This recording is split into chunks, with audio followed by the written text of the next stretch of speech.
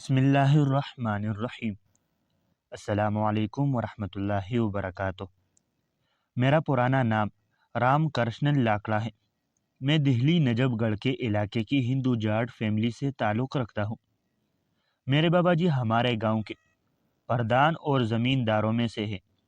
ہمارا گاؤں کچھ زمانہ پہلے روہتک ضلع ہریانہ میں تھا۔ میں آج کل دہلی میں پراپرٹی ڈیلنگ کا کام کرتا ہوں۔ یوں تو میں اس سنسار دنیا میں 27 ستمبر 1859 کو آ گیا تھا، مگر دوسرا جنم ٹھیک 45 سال بعد 27 ستمبر 2004 کو ہوا ہے۔ میں اپنے پڑوس کی مسجد کے مولوی صاحب سے بھی کہہ رہا تھا کہ عجیب بات یہ ہے کہ پہلے جنم کے ٹھیک 45 سال بعد میں نے نیا جنم لیا اور دوبارہ جنم کے عقیدے سے توبہ کی۔ میں نے 27 ستمبر 2004 پیر کے دن 7:30 بجے دن چپنے کے بعد مولوی صاحب کلیم صدیقی صاحب کے ہاتھ پر پلت ضلع مظفر نگر یوپی میں ان کے گھر کے اوپر والے کمرے میں کلمہ پڑھ کر اپنی نئی اسلامی زندگی شروع کی۔ میں نے 1976 میں ہائی اسکول پاس کیا اور آگے پڑھنے سے منع کر دیا۔ 2 سال تک چھٹی کرتا رہا۔ میرے تاؤ اور ایک موسا یعنی پوپا فوج میں بڑے کرنل ہے، وہ گھر آئے۔ انہوں نے مجھے دھمکایا، اگر تو پڑھنے نہیں جاتا تو تجھے فوج میں بھرتی کر دیں گے اور تجھے لام پر جانا پڑے گا۔ میں نے داخلہ لے لیا اور انٹر کر لیا، مگر پھر پڑھنے کو دل نہ چاہا۔ میری ماں نے بابا سے کہہ کر میری شادی کرا دی اور ماں کی خوشی کے لیے میں نے پرائیویٹ BA بھی کر لیا۔ شادی کے 2 سال بعد میرے پوپا نے ایک ضروری کام کے بہانے دھوکے سے بریلی بلایا اور مجھے بیرک میں لے جا کر میرے بال کٹوائے۔ وہ فوج میں کرنل تھے۔ سارے کاغذات اور میڈیکل کرا کے مجھے بھرتی کر لیا اور مجھ سے کہا کہ تیری بھرتی ہو گئی، اب اگر تو بھاگے گا تو فوجی تجھے پکڑ کر لائیں گے اور بگوڑا قرار دے کر گولی مار دیں گے یا جیل میں ڈال دیں گے۔ مجھے ڈر سے ٹریننگ میں جانا پڑا۔ میرا دل نہیں لگتا تھا اور گھر یاد آتا تھا، اور گھر سے زیادہ گھر والی بیچاری بڑی محبت کرنے والی شریف عورت ہے۔ میں نے ٹریننگ میں ساتھی سے مشورہ کیا کہ اس فوج سے جان چھوٹنے کی کیا صورت ہو سکتی ہے۔ میرے ایک ساتھی نے بتایا کہ اگر افسر انفٹ کر دے تو کام آسان ہے۔ میں نے سوچا کہ یہ بہت آسان ہے۔ میں نے پاگل پن کا بہانہ کیا، بہکی بہکی باتیں کرتا، کبھی ہنستا تو کبھی ہنستا رہتا، کبھی چیختا تو چیختا رہتا۔ مجھے اسپتال میں بھرتی کیا گیا اور میڈیکل چیک اپ ہوا۔ ڈاکٹر نے کہہ دیا کہ یہ بہانہ ہے۔ مجھے افسر نے بہت گالیاں دی اور سخت سزا کی دھمکی دی۔ ناچار پھر ٹریننگ شروع ہو گئی۔ ایک روز پریڈ میں صبح کے وقت جیسے ہی افسر آئے، میں نے رائفل کڑکی کے اور تمباکو کی پڑیا ہتھیلی پر ڈال کر اس میں چونا ملانا شروع کیا۔ جیسے ہی افسر سامنے آیا میں نے دوسرے ہاتھ سے سلوٹ ماری اور جی ہند بولا۔ میرے ہاتھ میں تمباکو دیکھ کر اس نے پوچھا، یہ کیا ہے؟ میں نے ہاتھ آگے کر کے کہا، سر یہ تمباکو ہے، لو آپ بھی کھا لو۔ وہ دھمکا کر بولے، نالائق، تیرا بیلٹ نمبر کیا ہے؟ میں نے نمبر بتا دیا۔ دوپہر کے بعد انہوں نے مجھے دفتر میں بلا لیا اور مجھ سے کہا، جب جنگ میں دشمن کے سامنے ہو تو تمباکو کو کھائے گا یا گولی چلائے گا؟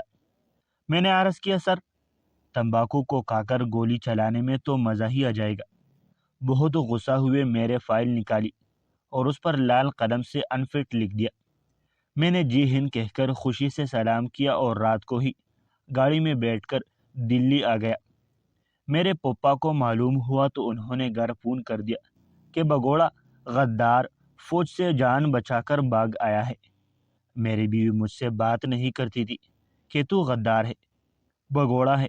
میں نے سمجھایا کہ باغیان یعنی خوش قسمت، اگر وہ جنگ میں بیچ دیتے تو وہ دعا یعنی بیوہ ہو جاتی، اب موج سے ساتھ رہیں گے۔ بڑی مشکل سے اس کی سمجھ میں آیا اور وہ راضی ہو گئی۔ میں نے ماں کو بھی بہت سمجھایا۔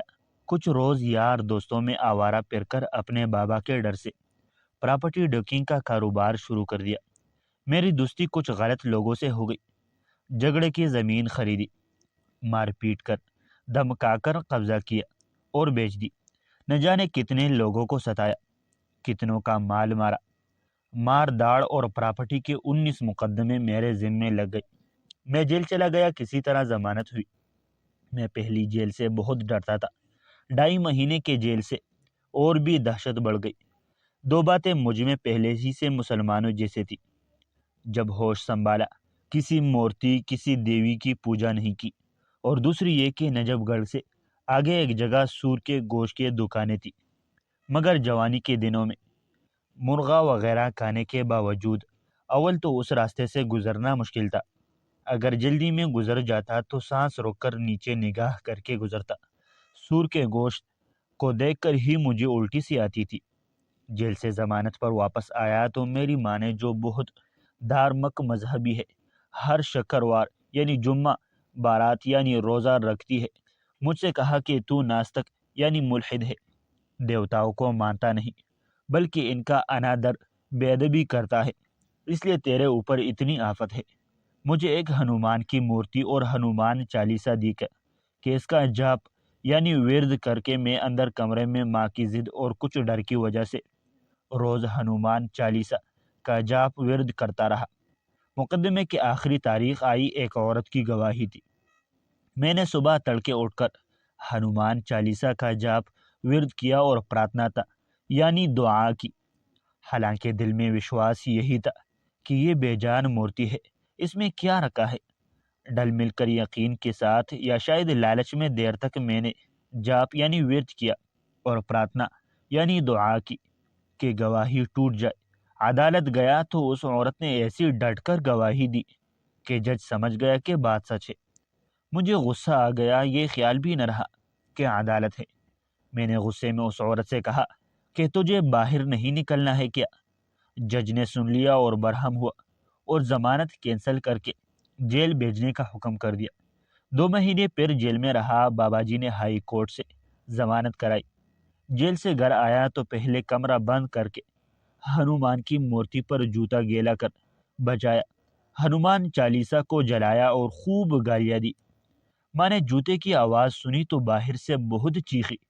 وہ سمجھ رہی تھی کہ میں اپنی بیوی کو مار رہا ہوں، مگر جب ان کو معلوم ہوا نا کہ وہ باہر ہے تو ان کی جان میں جان آ گئی۔ میں بیان نہیں کر سکتا کہ روز روز مقدموں کی تاریخ سے میں کتنا پریشان تھا۔ ہمارے علاقے میں ایک ملا جی پلوں کے ٹیلی لگاتے تھے۔ میں نے ان سے بات کی کہ کوئی تعویذ والا بتاؤ، میں بہت پریشان ہوں۔ انہوں نے کہا کہ کسی تعویذ والے کو نہ تو میں جانتا ہوں نہ مجھے اس پر اعتقاد ہے، ہاں تمہیں ایک چیز بتاتا ہوں، روزانہ 100 بار صلی اللہ علیہ وسلم پڑھ لیا کرو۔ میں نے کہا بہت اچھا۔ میں پریشان تھا ہی، اس لیے میں نے صبح شام 500 بار پڑھا۔ اصل میں مالک کو مجھ پر دیا رحم آ رہی تھی۔ پہلی ہی تاریخ میں بری ہو گیا۔ 1 سال میں 11 مقدمے حق میں فیصل ہوئے۔ میں ملا جی کے پاس آنے جانے لگا اور ان سے کہا کہ اور کچھ بتاؤ تاکہ سارے مقدموں سے میری جان بچے۔ انہوں نے خود کچھ بتانے کی بجائے مجھے ہندی زبان میں ایک کتاب مرنے کے بعد کیا ہوگا دے دی۔ میں نے اس کو غور سے پڑھا۔ دوزخ کی سزاؤں کو پڑھ کر میرے دل میں ڈر بیٹھ گیا۔ رات کو ڈراؤنے خواب بھی دکھائی دیتے۔ مجھے بار بار خیال آتا کہ میں نے کتنے لوگوں کی زمینیں دبائی، کتنے لوگوں کو مارا، میرا اب کیا ہوگا۔ مجھے اس کتاب نے بے چین کر دیا۔ مقدموں سے زیادہ رات دن موت اور دوزخ کا خوف سوار رہتا۔ میں سوچتا اس دنیا کی عدالت کے 19 مقدموں سے زندگی خراب ہے تو اس مالک کے سامنے انگنت مقدموں سے کیسے چھٹکارا ملے گا۔ میں نے ملا جی سے مشورہ کیا، انہوں نے مسلمان ہو جانے کو کہا۔ میں نے اسلام کے بارے میں کسی کتاب کے لیے کہا تو انہوں نے اسلام کیا ہے لا کر دے دی۔ میری سمجھ میں اسلام آ گیا۔ اب میری سمجھ میں آیا کہ میرا فوج میں دل کیوں نہیں لگا۔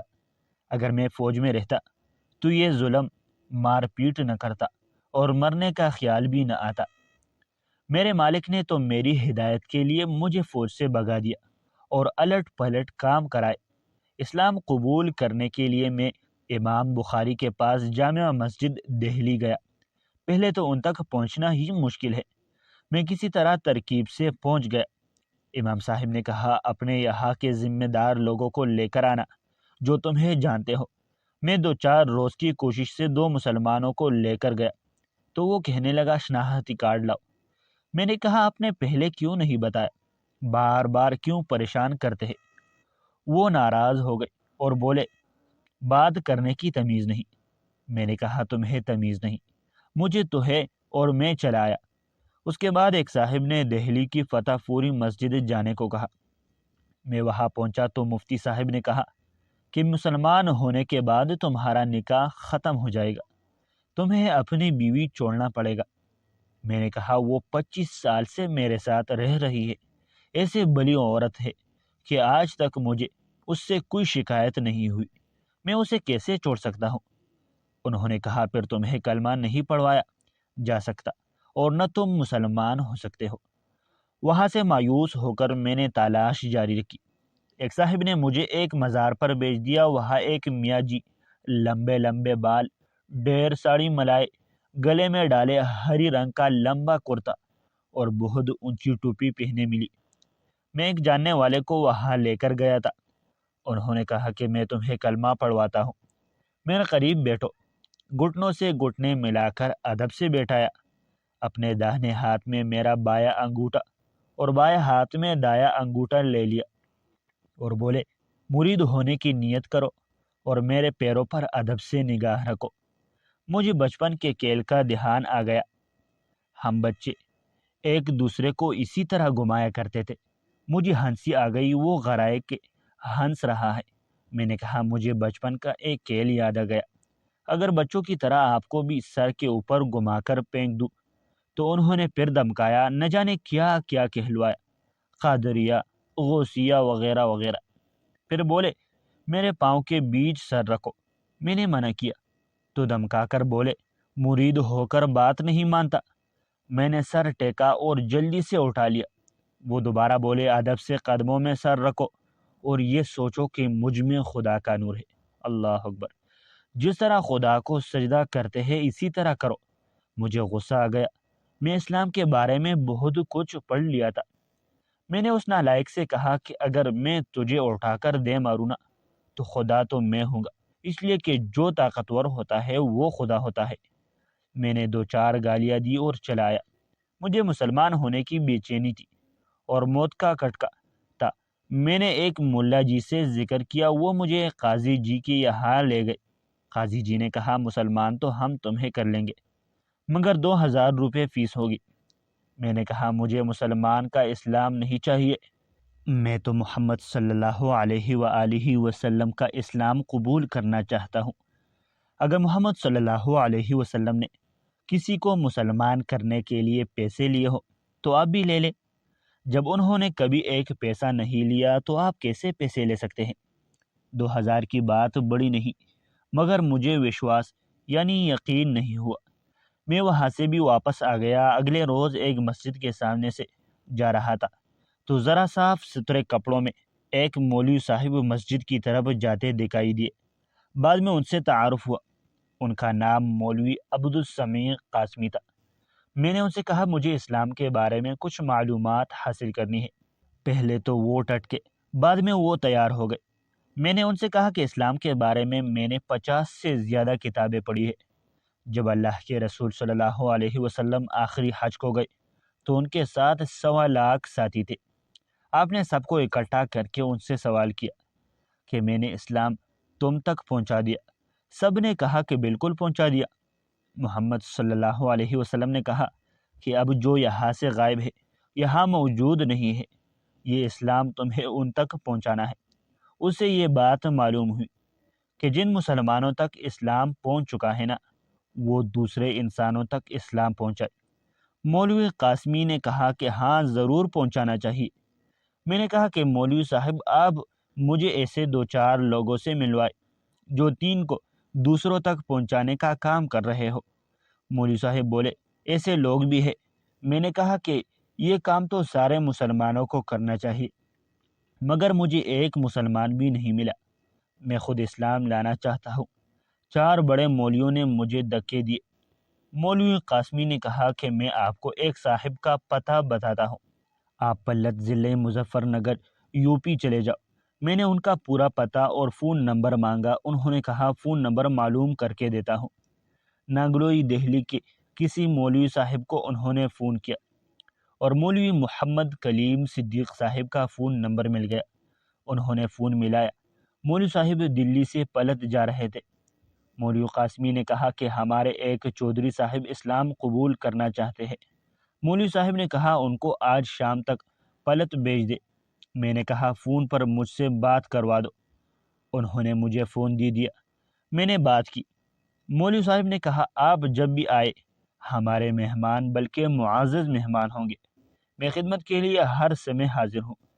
میں نے کہا بہت بہت شکریہ۔ مجھے بڑا عجیب لگا، ایک آدمی 100-150 کلومیٹر دور میرا ایسا سواگت یعنی استقبال کر رہا ہے۔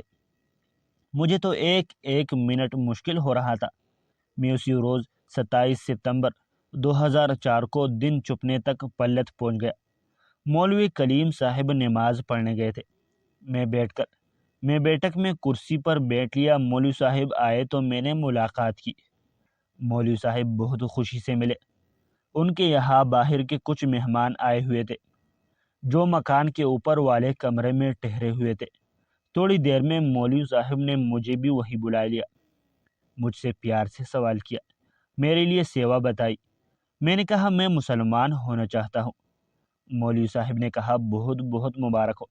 جو سانس اندر چلا گیا اس کے باہر آنے کا اطمینان نہیں، اور جو باہر گیا اس کے اندر جانے کا بھروسہ نہیں۔ اصل میں تو ایمان دل کی وشواس یعنی یقین کا نام ہے۔ آپ نے ارادہ کر لیا، دل سے طے کر لیا کہ مجھے مسلمان ہونا ہے تو یہ کافی ہے۔ مگر اس سنسار دنیا میں ہم لوگ دل کے حال کو جان نہیں سکتے، اس لیے زبان سے بھی کلمہ پڑھنا پڑتا ہے۔ آپ جلدی سے 2 لائن جس کو کلمہ کہتے ہیں پڑھ لیجئے۔ میں نے کہا مجھے ایک بات پہلے بتائیے کہ مسلمان ہو کر مجھے بیوی کو چھوڑنا پڑے گا؟ مولوی صاحب نے کہا واہ صاحب، آپ کیسے مسلمان ہوں گے جو آپ اپنے جیون ساتھی یعنی شریک حیات کو چھوڑیں گے؟ آپ چھوڑنے کی بات کرتے ہیں۔ اگر آپ سچے دل سے مسلمان ہیں تو آپ کو اپنی بیوی کو بھی جنت لے جانے کی کوشش کرنی ہوگی۔ مجھے خوشی ہوئی کہ چلو یہ اچھے آدمی ملے ہیں۔ مولوی صاحب نے مجھے کلمہ پڑھایا، ہندی میں مطلب کہلوایا اور بتایا کہ 3 باتوں کا آپ کو خیال کرنا ہے۔ ایک یہ کہ ایمان اس مالک کے لیے قبول کیا ہے جو دلوں کے بید جانتا ہے۔ مولوی صاحب نے کہا کہ میں مسلمان ہوں، لوگ مجھے نہ جانے کیا کیا کہتے ہیں، مگر میرا مالک جانتا ہے کہ میں مسلمان ہوں یا نہیں، اور اسلام وہ ہے جو دلوں کے بید جاننے والے کو قبول ہو جائے۔ دوسری بات یہ ہے کہ اس دنیا میں ایمان کی ضرورت ہے، اور وہ آدمی جو ایک مالک کو چھوڑ کر دوسرے کے آگے جھکے کتے سے بھی زیادہ گرا ہوا ہے، کیونکہ کتا بھی بھوکا پیاسا اپنے مالک کے در پر پڑا رہتا ہے۔ وہ آدمی کتے سے بھی بدتر ہے جو در در جھکے، مگر اصل ایمان کی ضرورت موت کے بعد پڑے گی، جہاں ہمیشہ رہنا تو موت تک اس ایمان کو بچا کر لے جانا ہے۔ تیسری سب سے ضروری بات یہ ہے کہ یہ ایمان ہماری آپ کی ملکیت نہیں ہے، بلکہ ہمارے پاس ہر اس انسان کی امانت ہے جس تک ہم اسے پہنچا سکتے ہیں۔ اب اگر مالک نے ہمیں راستہ دکھا دیا ہے تو ہمیں سارے خاندان، دوستوں اور جاننے والوں تک اس سچائی کو پہنچانے کی ذمہ داری ادا کرنی ہے۔ میں نے کہا مولوی صاحب آپ سچ کہتے ہیں، میں اصل میں خوف اور لالچ سے مسلمان ہو رہا ہوں۔ مرنے کے بعد کیا ہوگا؟ دوزخ کا کٹکا اور جنت کی کنجی۔ کتابوں میں نے جو کچھ پڑھا فلم کی طرح میرے دل و دماغ میں گھومتا رہتا ہے۔ مجھے خیال ہوتا ہے کہ تو نے اتنے ظلم کیے ہیں، موت کے بعد کیا ہوگا؟ اب میں آپ کے سامنے عہد کرتا ہوں کہ اسلام میں مالک نے جن کاموں سے روکا ہے پوری جان لگا کر ان کاموں سے بچنے کی کوشش کروں گا۔ شاید میرے مالک کے سامنے جانے کا میرا منہ ہو جائے۔ میں نے مولوی صاحب کو بتایا کہ یہ بھی اچھا ہوا کہ میں نے اسلام کو پڑھ کر مسلمان ہونے کا فیصلہ کیا۔ مسلمانوں کو دیکھ کر نہیں، آج مسلمانوں کو دیکھ کر کون مسلمان ہو سکتا ہے؟ میرے چاروں طرف بہت سے مسلمان رہتے ہیں۔ ہمارا ایک کرایہ دار ہے جس کا نام سید غلام حیدر ہے، نماز بھی نہیں پڑھتا۔ میں نے ان سے ایک بار کہا تم ہر مہینے میرے ماں باپ کو کرایہ دیتے ہو، اگر تم ان سے مسلمان ہونے کو کہو تو کیا خبر وہ مسلمان ہو جائے، اور اگر وہ مسلمان ہو جائے تو پورا خاندان مسلمان ہو جائے گا۔ وہ بولے تمہارے بابا علاقے کے پردھان ہے، اگر میں نے ان سے کہہ دیا تو وہ ہمارا جینا مشکل کر دیں گے۔ میں نے کہا تم اللہ سے نہیں ڈرتے، میرے بابا سے ڈرتے ہو، اس لیے یہ کعبہ کا فوٹو ہٹا کر میرے بابا کا فوٹو لگا اور روزانہ اس کے نام کا جاپ کر کے میرے بابا کو ڈنڈوت کروانے کی سامنے سر جھکاؤ۔ میرے بابا نے کسی دن دیکھ لیا تو وہ تمہارا کرایہ معاف کر دیں گے، تمہارے مزے ہی مزے آ جائیں گے۔ میں نے اس سے کہا کہ تم اپنے آپ کو سید بتاتے ہو، اللہ کے یہاں تمہیں بھی جانا ہے۔ میں مالک کے سامنے ہی لوٹ ماروں گا کہ انہوں نے سید ہو کر ایک دن بھی ہمیں ایمان لانے کو نہیں کہا۔ میں نے مولوی صاحب کو اپنی رودات سنائی اور 4 بڑے مولویوں کے پاس سے واپس آنے کی بات بھی سنائی۔ مولوی صاحب نے مجھے بہت پیار سے سمجھایا اور مجھے تسلی دی۔ میرے 2 لڑکے اور 2 لڑکیاں ہیں۔ بڑے لڑکی کی شادی میں نے کر دی۔ ہمارا سماج اصل میں پٹھانوں سے بہت ملتا جلتا ہے، بہت شرم و حیا ہے۔ مردوں کا باہر رہنا اور عورتوں کا اندر رہنا، یہ ہمارے یہاں کا دستور ہے۔ میں اپنے ماں کے سامنے اپنی بیوی سے آج تک بات نہیں کر سکتا۔ ماں بیٹی ہوگی تو میں اس کو ہی بتاؤں گا۔ وہ کبھی کہتی بھی ہے کہ یہ تیری 5 ہاتھ کی بہو ہے، تو اسے کیوں نہیں کہتا؟ میں کہتا ہوں ماں جب تو مر جائے گی نا، تب اس سے کہوں گا ہمارے یہاں ابھی تک لڑکی کو پڑھانے کا رواج نہیں ہے۔ پورے خاندان میں نے بغاوت کر کے بڑی لڑکی کو پڑھایا، ہائی اسکول پاس کیا تو اس نے مجھ سے کہا ابو جی مجھے 2000 روپے چاہیے۔ میں نے کہا بیٹی 2000 کیا کرو گی؟ اس نے کہا 1000 کا موبائل مل رہا ہے۔ میں نے اس سے کہا موبائل کا کیا کرو گی؟ اس نے کہا کہ بات کیا کروں گی۔ میں نے پوچھا اور 1000 کا کیا کرو گی؟ اس نے کہا جینس لاؤ گی۔ میں نے ان سے کہا کہ 2000 کی جگہ 5000 دوں گا، مگر 15 دن کے بعد میں نے لڑکے والوں کو بلوایا جہاں اس کا رشتہ طے کر رکھا ہے، اور 8 دن میں پھیرے پھر والو تو لڑکی تمہاری، ورنہ میں کسی دوسری جگہ شادی کر دوں گا۔ وہ تیار ہو گئی بابا سے کہہ کر پنڈت بلوایا اور پیرے پروائے۔ میں نے لڑکی کو 2500 روپے دیے اور کہا کہ آدھی تو یہ لو اور آدھی اس دن دوں گا جس روز گود میں بیٹھا کر رخصت کرنے کے لیے تجھے گاڑی میں بیٹھاؤں گا۔ آج ہائی اسکول کر کے موبائل اور جینز مانگ رہی ہے، اگر انٹر کر لیا تو کسی ایرے غیرے کا ہاتھ پکڑ کر گھر لے آئے گی کہ ابو جی یہ تمہارا داماد ہے۔ میں نے عہد کر لیا کہ لڑکی کو 5ویں سے آگے ہرگز نہیں پڑھانا ہے۔ یہ بات میں نے مولوی صاحب سے بھی کہی تھی۔ انہوں نے کہا کہ یہ سوچ ٹھیک نہیں ہے، اب تم مسلمان ہو گئے ہو، تم کو اسلام کی ہر بات ماننا ہوگی۔ اسلام نے تعلیم حاصل کرنے کو فرض نہیں کہا، اور لڑکا لڑکی دونوں کو پڑھانا ضروری ہے، مگر شرط یہ ہے کہ اسلامی ماحول اور تربیت میں تعلیم ہونی چاہیے۔ میں نے وعدہ کر لیا، اب میرا پکا ارادہ ہے کہ اپنے تینوں بچوں کو اسلامی تعلیم کی جو سب سے بڑی ڈگری ہوگی اس تک پڑھاؤں گا۔ آگے مالک کے ہاتھ میں ہے۔ اب میں نے بالکل اسلامی اصولوں پر زندگی گزارنے کا فیصلہ کر لیا ہے۔ میں شراب کا بہت عادی تھا جب میں ہندو تھا اور لوگوں کو اپنے ہاتھوں سے پلائی، مگر خود نہیں پی۔ مگر جب سے میں نے کلمہ پڑھا ہے اب زندگی پھر نہ پینے ہے اور نہ پلانی ہے، اور نہ پینے والوں کے پاس بیٹھنا ہے۔ اب تو مجھے شراب کا خیال بھی نہیں آتا، اور مالک کا کرم ہے کہ کسی دوسرے بھی میرے سامنے نہیں پی لی، حالانکہ کسی کو معلوم بھی نہیں تھا کہ میں نے چھوڑ دی ہے یا اسلام قبول کر لیا ہے۔ میری بیوی میرے ماں کی طرح بہت کٹر مذہبی ہے۔ جب مولوی صاحب مجھ سے کہہ رہے تھے کہ اس کو اپنے ساتھ جنت میں لے جانا ہے تو میں نے بتا دیا کہ وہ تو بہت کٹر ہندو ہے، جس روز گوشت کھا کر آتا ہوں گھر میں گھسنا مشکل کر دیتی ہے، نہ جانے اس کو کیسے خوشبو آتی ہے۔ مولوی صاحب نے کہا کہ کٹر ہندو ہی سچی مسلمان ہوتی ہے۔ انسان اپنے مالک کو خوش کرنے کے لیے ہی دھرم یعنی مذہب کی پابندی کرتا ہے۔ اگر آپ اس کو سمجھا دیں گے کہ یہ راستہ غلط ہے اور سچا راستہ اسلام ہے تو اسلام پر بھی وہ بہت سختی سے عمل کرے گی۔ میں نے پلٹ میں مولوی صاحب کے بانجے کے موبائل سے اس کو بتا دیا کہ میں مسلمان ہو گیا ہوں، تو وہ بہت ناراض ہوئی۔ میں نے یہ کہہ کر بات بند کر دی کہ میں دوسرے کے موبائل سے فون کر رہا ہوں۔